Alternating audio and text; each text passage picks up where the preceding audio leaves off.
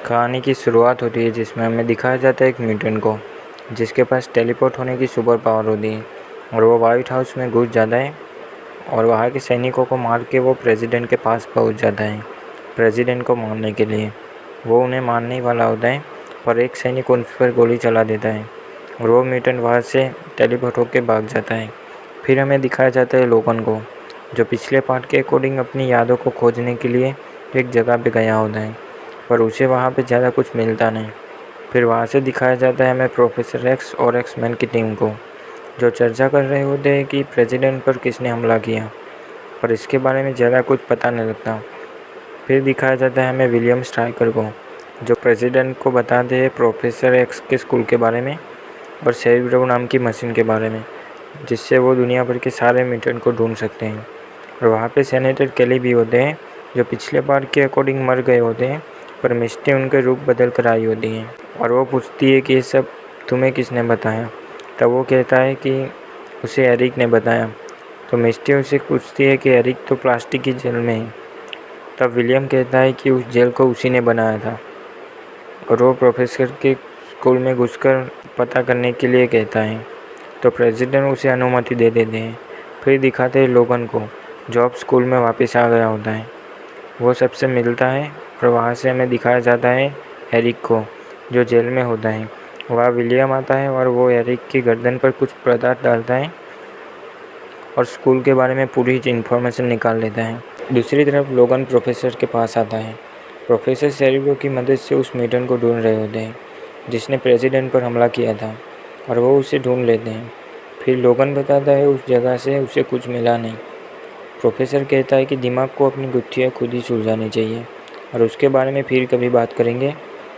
और कहते हैं कि आज रात तुम बच्चों का ध्यान रखना, उन्हें साइक्लोप के साथ कहीं बाहर जाना है। तो फिर प्रोफेसर उस म्यूटेंट के बारे में बताते हैं और स्ट्रॉम और जीन को उसे लेने के लिए भेजते हैं। और वहाँ से दिखाया जाता है मिस्टी को जो विलियम की सेक्रेटरी का रूप लेकर उनकी कुछ जानकारी चुरा लेती है। फिर जीन और स्ट्रॉम को दिखाते हैं जो उस म्यूटेंट को ढूंढने गए होते हैं पर वो म्यूटेंट बहुत तेज़ होता है।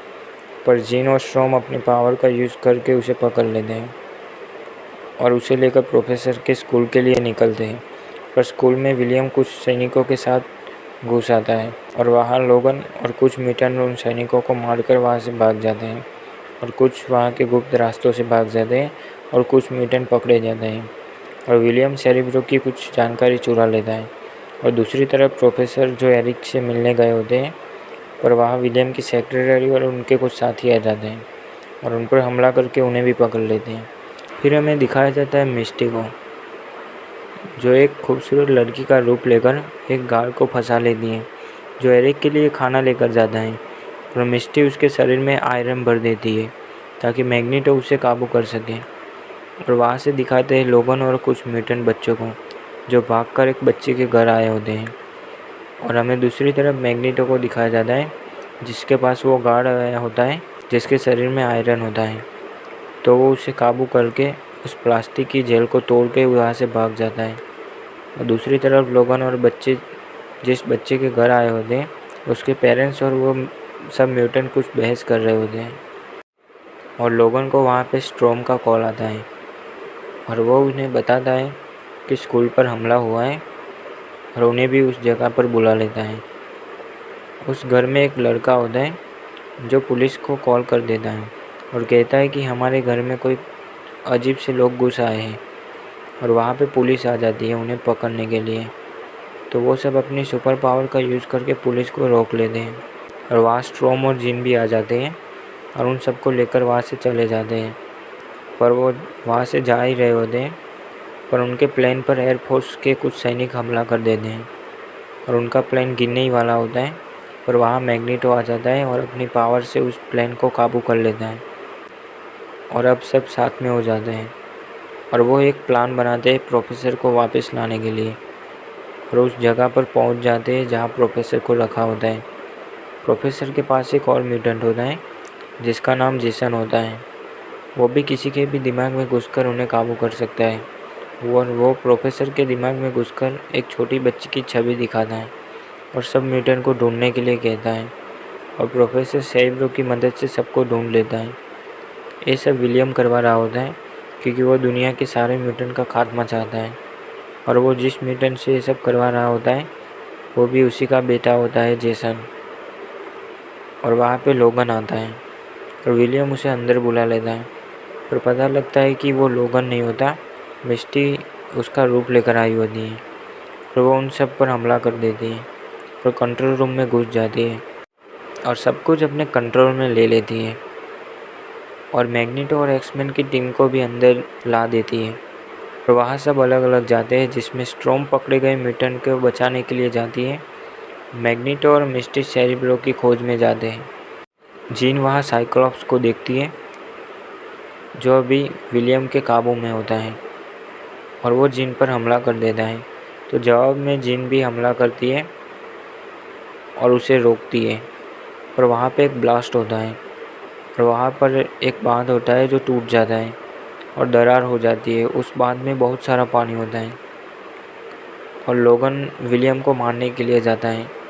पर वहाँ पर विलियम की सेक्रेटरी होती है, वो भी एक म्यूटेंट होती है जिसमें वुल्वरन की तरह ही फास्ट हीलिंग पावर होती है और एडमेंटियम के नाखून होते हैं। तो दोनों के बीच एक शानदार बैटल होती है। पर वहाँ पहले तो वो सेक्रेटरी वुल्वरिन पर भारी पड़ती है, पर वुल्वरिन उसे हरा देता है। फिर हमें वहाँ से दिखाता है मैग्नेटो को, जो सेरेब्रो तक पहुँच जाता है और अपनी पावर से सेरेब्रो पर कुछ बदलाव करता है। और प्रोफेसर अब म्यूटेंट की जगह इंसानों को खात्मा करने वाले होते हैं क्योंकि वो अभी भी जेसन के काबू में होते हैं। और मैग्नेटो और मिस्टी वहाँ से एक हेलीकॉप्टर लेकर चले जाते हैं और उस जगह सब टूटने लगता है। तब सेरेब्रो के पास एक्समैन की टीम आ जाती है और वहाँ स्ट्रॉम अपनी पावर का यूज़ करके उस म्यूटेंट के काबू में से प्रोफेसर को छुड़ा लेती है और सब वहाँ से भागने लगते हैं क्योंकि बांध पूरा टूटने वाला था। वहाँ सब लोग अपने प्लेन में आ जाते हैं पर प्लेन चालू नहीं हो रहा होता है और वहाँ बांध पूरी तरह से टूट जाता है और सारा पानी निकलने लगता है। पर जीन बाहर चली जाती है और अपनी पावर से उस पानी के बहाव को रोक लेती है और प्लेन को भी अपनी पावर से कंट्रोल करने लगती है। और वो वहाँ से प्लेन को उड़ा देती है, पर उसमें उसकी जान चली जाती है और वो पानी के बहाव में चली जाती है। ये सब देखकर एक्समैन की टीम बहुत दुखी हो जाती है और वो सब अब वापस स्कूल में आ जाते हैं। प्रोफेसर लोगन और साइक्लॉप्स जीन के बारे में बात कर रहे होते हैं और उसमें लोगन साइक्लॉप्स को बताता है कि जीन तुम्हें चाहती थी। और यहाँ पे स्टोरी का अंत होता है। मिलते हैं नेक्स्ट वीडियो में। धन्यवाद।